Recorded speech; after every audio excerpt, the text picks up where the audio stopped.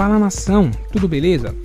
Antes de começar o vídeo, queria só pedir a vocês que curtem o nosso conteúdo, que façam algo bem importante que vai nos ajudar muito, que seria se inscrever em nosso canal, ativar o sino para não perder nenhuma novidade, deixarem um like para o YouTube entender que vocês curtiram o vídeo e querem continuar recebendo conteúdo como esse, e por fim, que vocês comentem também o que vocês acharam. Isso vai contribuir bastante para o crescimento do nosso canal e para a gente continuar trazendo conteúdo de qualidade para vocês. Feito isso, vamos pro vídeo.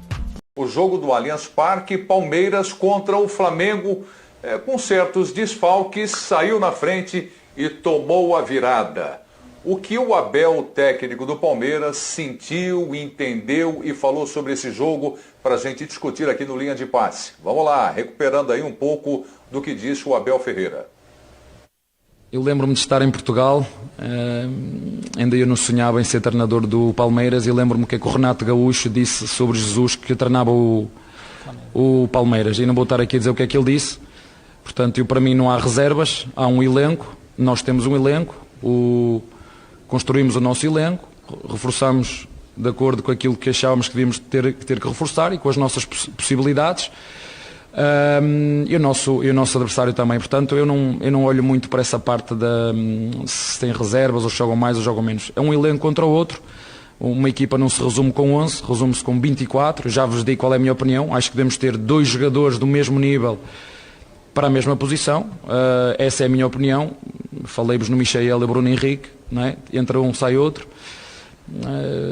O Pedro substitui o Gabigol. O Pedro fez uma finalização, posso estar enganado, durante o jogo todo, uma finalização, e o futebol é isto. O futebol é eficácia e ganha quem comete menos erros. Eu vou voltar a referir. Parabéns ao Renato Gaúcho, parabéns à equipa do Flamengo, e nós temos a certeza e a convicção que temos que fazer mais e melhor, e temos que melhorar. Olhar para dentro, ver aquilo, aprender com este tipo de jogos. Os mais novos aprenderem que é preciso ter casca e aprender com este tipo de jogos. Eu tenho o primeiro golo do nosso adversário na minha cabeça, e a este nível não podemos cometer estes erros. Está aí um bom ponto de melhoria e onde temos que olhar e melhorar.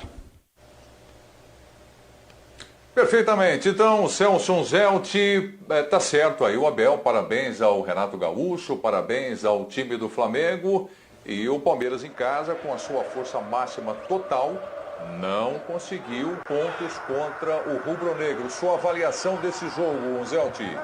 O problema é que mais uma vez isso aconteceu, né, Preto? São os 2 grandes times do país. O Atlético chegou reforçado para esse campeonato, mas é o duelo que a gente gosta de ver, que a gente coloca até em termos de comparações de elenco, já que o Abel falou de elenco.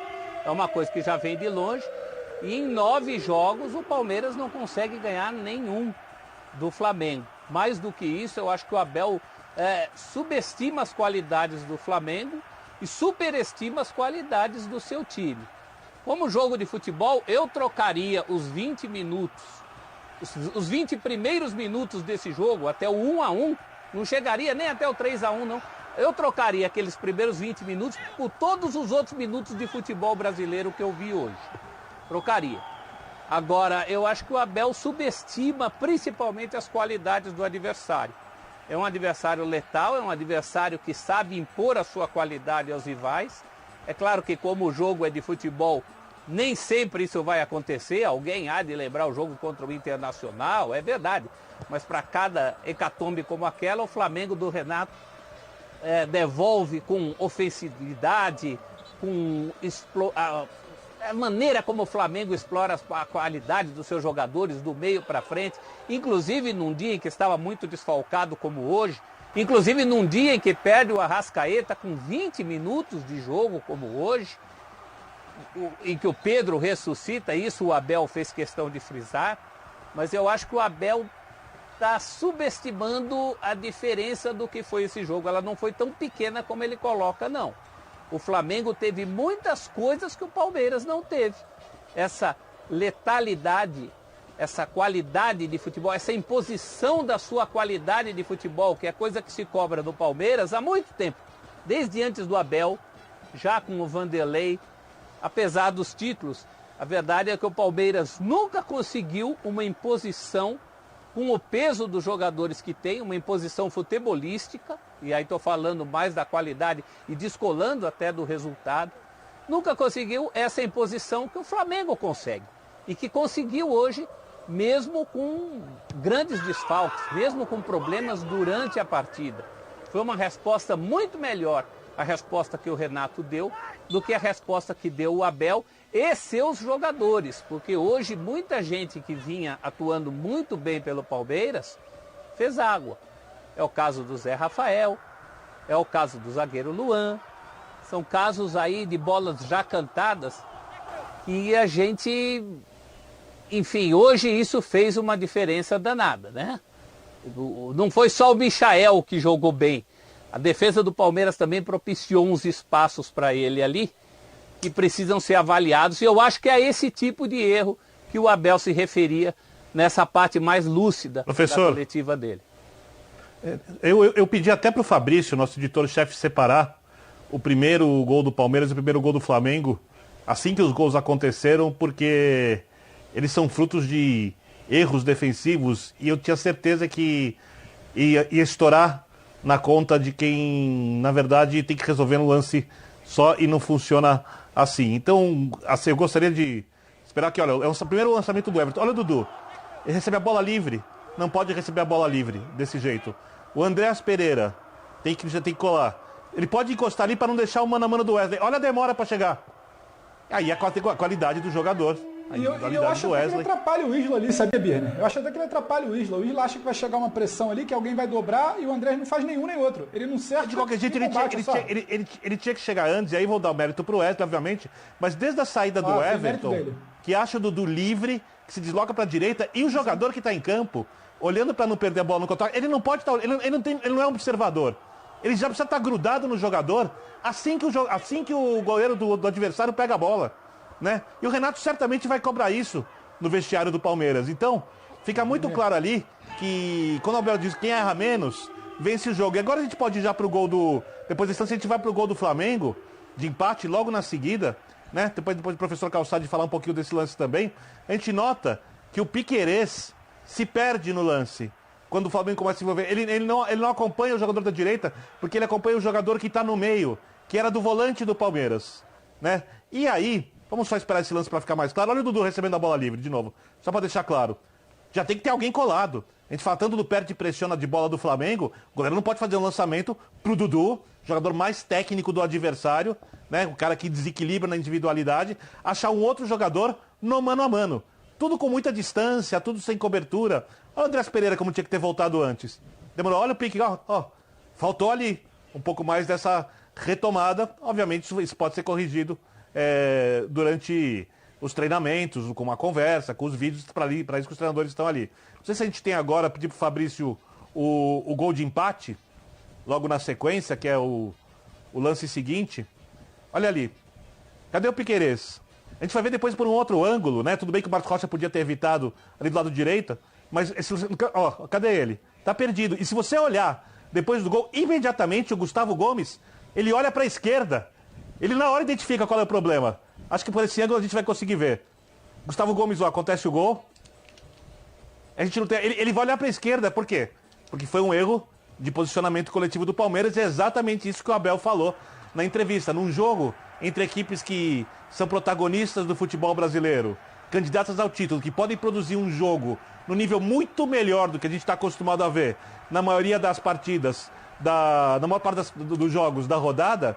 Esses erros desequilibram, um gol de escanteio faz o segundo, e aí tira o Palmeiras do seu jogo mais confortável, quando o Palmeiras vai à frente, dá o contra-ataque, e aí o Flamengo, que vale citar isso, desde a chegada do Renato, no começo era o time que parecia o time do Jorge Jesus. E o time foi parando de fazer esse perde e pressiona naquela intensidade toda. Porém, ele ganhou uma coisa que a gente viu contra o Grêmio, a gente viu contra o Santos e a gente vê no jogo de hoje. Ele ganhou mais força de marcação, pelo menos nessas partidas. Vamos ver se continua assim.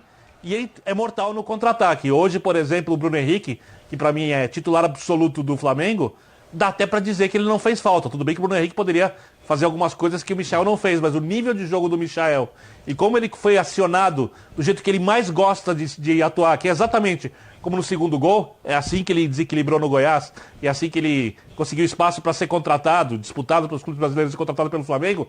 Isso parece que o Flamengo com o Renato tem evoluído nessa questão, pensando que o David Luiz vai chegar e que o Rodrigo Caio pode voltar e jogar com regularidade. Talvez o Flamengo fique ainda mais forte nessa questão de marcação atrás e capacidade de contra-atacar. O Vitor, você invariavelmente, a gente cai aqui na comparação, ou pelo menos para balizar qualquer situação, no trabalho de Jesus, né? Porque muita gente fala, então a gente acaba usando como régua. Quando tem a pergunta aqui embaixo, qual o segredo de Renato Gaúcho, por enquanto, que é bom frisar, eu não acho que passa por enquanto perto do que fazia o Jorge Jesus, é justamente a mudança em relação ao que o português fazia. Era um Flamengo que conseguia se impor com a bola, dependia da bola e era avassalador com a bola. E esse Flamengo do Renato, como você bem frisou, até de sustentar bem uma marcação e sair em contragolpe muito fatal, ele começa também a decidir sem a bola. E é uma característica diferente. Mais uma vez pelos pés do Michael, que a gente questionou, criticou, o ponderou, fez muitas ressalvas no início do trabalho, porque era um Flamengo que tinha muita bola, e o Michael tinha a bola, mas não tinha espaço para atacar em velocidade como ele gosta. Hoje ele tem espaço para atacar em velocidade, quando a bola chega nele, ele é muito letal. Acho que talvez resuma o que é esse Flamengo hoje. É um Flamengo que aprendeu a construir seus resultados de outra forma. E acho que isso é muito interessante. Talvez isso, nesse momento, seja um mínimo segredo do Renato Gaúcho. Também uma bola levantada, a cabeçada do Pedro. O Abel fala, mas foi só uma finalização do Pedro. É uma finalização fundamental, que muda a história do jogo. É o Pedro. Uma finalização que o Flamengo não tinha e recentemente teve. Como foi com o Rodrigo Caio, como foi com uma bola levantada que o Bruno Viana aproveitou, se eu não me engano, contra o Grêmio. Como foi com o Bruno Henrique. Não é demérito, recentemente também, acho, contra o São Paulo. Então, não é simplesmente uma. E se a gente parar para ver o lance do primeiro gol do Flamengo, que o Birner pediu até o replay, o Pedro sai da área, o Pedro se movimenta, o Pedro deixa um buraco, confunde a zaga, acha o Everton Ribeiro na direita.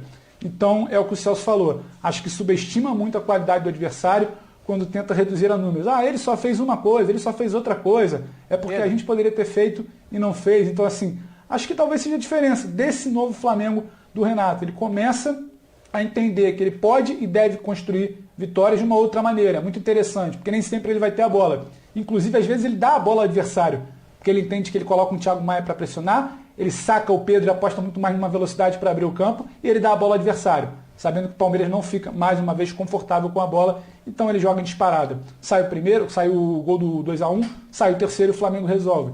É interessante essa mudança, a meu ver. Como esse Flamengo hoje se adapta muito bem a certos cenários.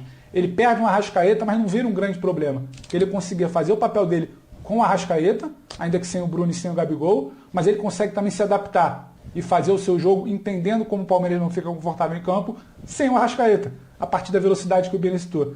Então acho que isso talvez seja o que há de mais interessante nesse início, é bom que se diga, do Renato até aqui, porque não é algo consolidado que a gente pode cravar como sendo definitivo, mas é um início interessante. É o Flamengo que começa a ter mais recursos não, mas uma variável maior, uma gama de possibilidades para construir resultado, nem sempre talvez pela posse de bola. Primeiro que isso é mérito, não é demérito, né? Se o Pedro fez só alguma coisa, ele fez aquela coisa que todos os atacantes do Abel... O Abel hoje usou todos os atacantes que poderia. E nenhum deles fez isso. Então eu vejo isso como mérito, não como demérito. E segundo, o mérito do Renato Gaúcho é tirar o melhor de cada jogador. É potencializar o que eles podem oferecer. Isso que o Michael fez, mesmo os críticos do Michael sabem que isso ele sabe fazer. Hoje ele teve um dia de Goiás. A questão é que nem sempre o Flamengo joga como Goiás. Nem sempre a necessidade é essa. Mas se hoje essa necessidade se apresentou, o Michael foi lá e disse presente. Como muitos jogadores do Flamengo vêm dizendo presente ultimamente. Jogadores que eram, antes do Renato Gaúcho, pouco considerados. O Vitinho é outro desses jogadores. Então tem esse casamento dessa coisa que a gente fala do Renato meio psicólogo. Um pouco também, eu acho que tem muito do fato dele ter sido um ponta. Ele enxergar o futebol de uma maneira que outros técnicos não enxergam. Está cheio de técnico no mercado e eu mesmo disse que se eu fosse técnico e tivesse preocupado com o meu emprego, eu hoje entraria com o João Gomes. Tá certo? Está cheio de técnico que entraria com o João Gomes. E o Renato vai nessa contramão. ele arrisca mais. E eu acho que também é por isso que ele petisca mais, né? Não tem aquela história de que quem não arrisca não petisca. É o jeito que o cara enxerga o futebol. Eu gosto disso. É uma ilha de tentativa mais ofensiva, cercada por defensividade de todos os lados. Eu gosto de algumas atitudes do Renato técnico, Renato psicólogo e Renato boleirão à parte. Eu acho que ele é mais que isso, sim.